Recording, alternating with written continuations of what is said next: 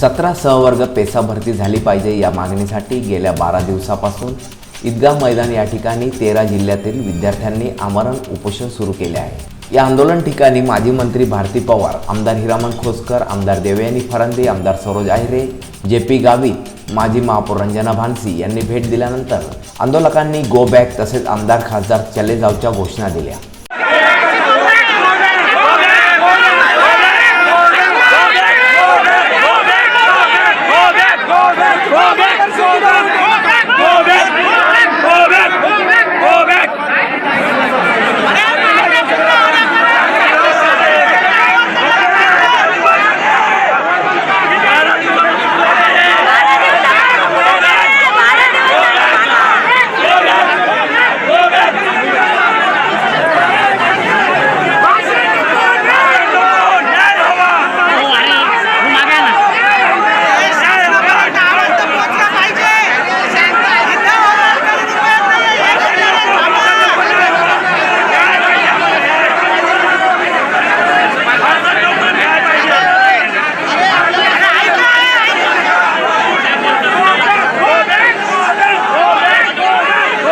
या आंदोलनाला 12 दिवसात कोणी भेटायला आले नाही। आता तुम्हाला जाग आली का, असा प्रश्न माजी मंत्री व आमदार यांना आंदोलकांनी विचारले।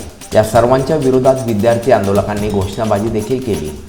त्यामुळे काही काळ या ठिकाणी तणावाचे वातावरण पाहायला मिळाले। अमर सोळंके, मी नाशिककर न्यूज, नाशिक।